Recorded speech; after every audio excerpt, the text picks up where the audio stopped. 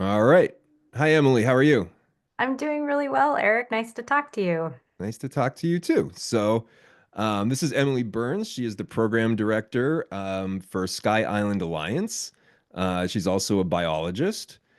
Sky Island Alliance is an organization in Tucson that serves both southern Arizona and the northern part of Sonora, Mexico.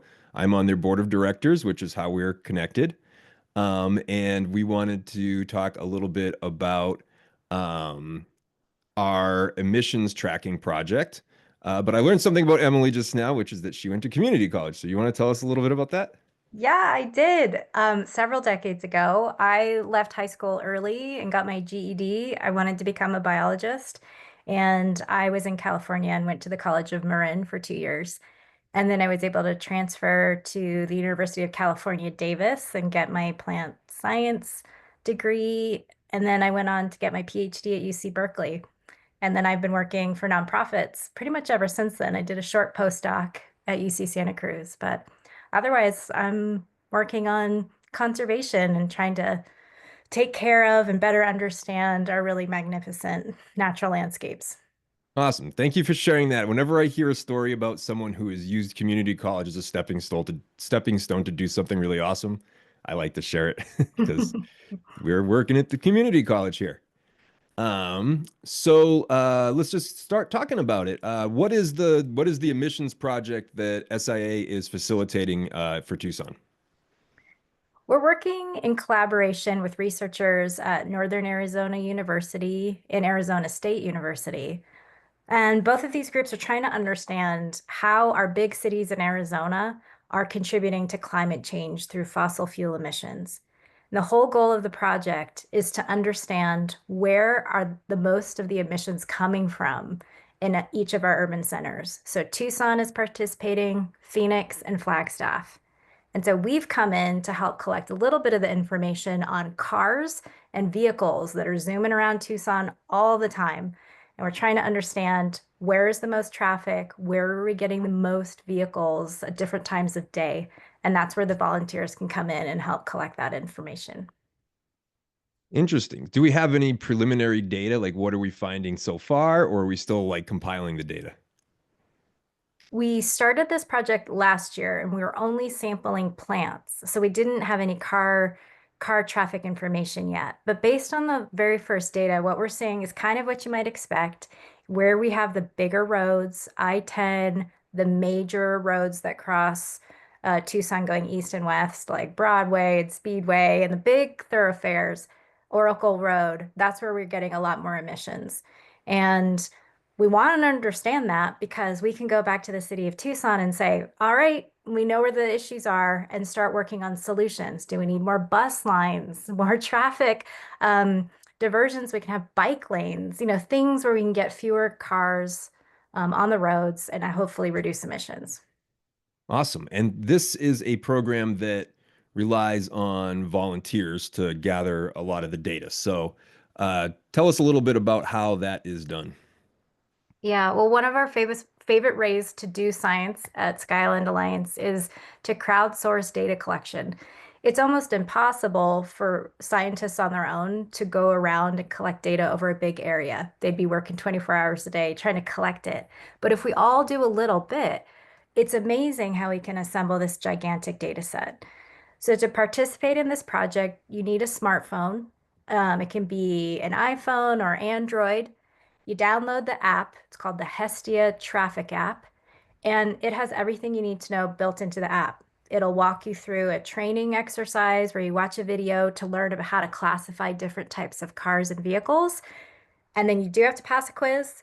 It's pretty short, but you have to be able to show that you can identify the types of vehicles correctly by touching the right buttons if you see an electric car like a Tesla, you hit that button, a big rig, you press that one.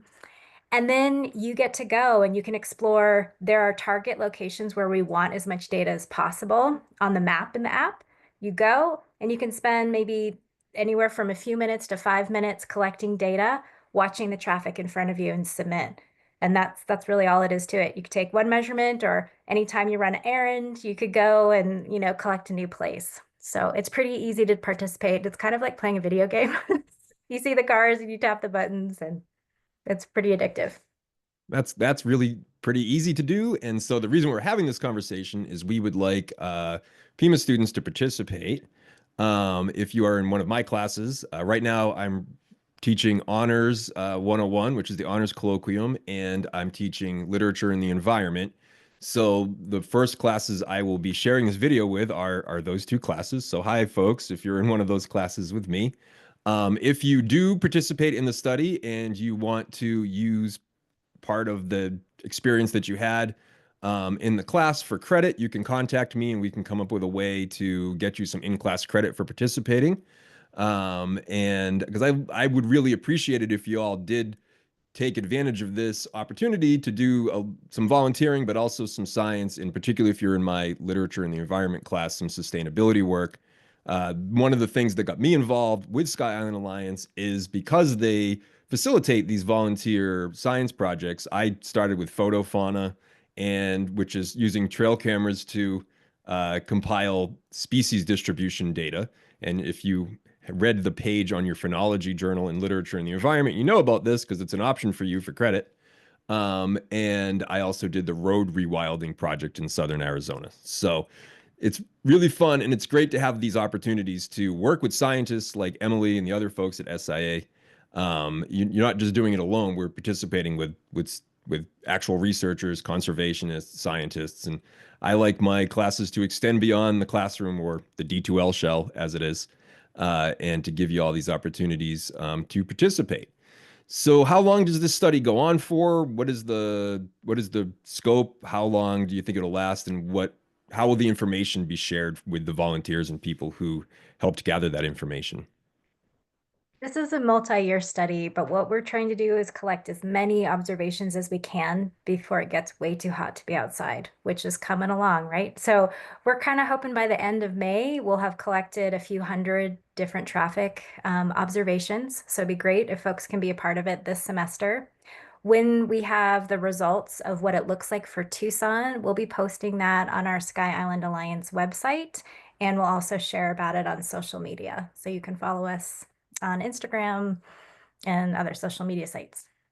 Great, and I will share all those links on D2L. I'll share a link to the Hestia app on D2L.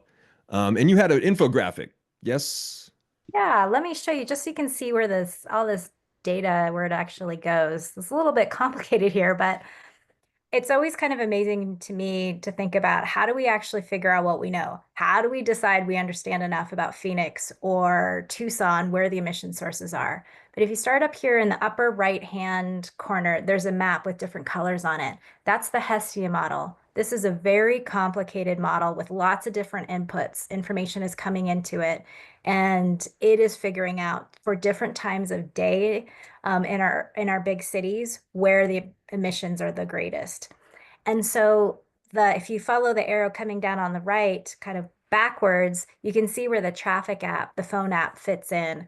These vehicle counts of different types of vehicles are being collected in the morning, in the afternoon, at night, and those are a major source of input to validate and to help make the model even better about where we're getting a lot of traffic congestion and a lot of vehicles providing these fossil fuel emissions. Another piece of the project is what's on the left side of this graphic. We even collect these plants. So interesting thing about annual plants, a plant that lives its whole life cycle in a single season, like spring, means that the carbon that has happened through photosynthesis to build the leaves and the stems and the flowers of the plant reflect the carbon signature in the air where it was growing, all that carbon dioxide it absorbed. And fossil fuels, they came from dinosaurs, right? Really long time ago. It's super old carbon. And what that means is it doesn't have the radiocarbon in it that's common in the atmosphere after the atomic bombs were detonated.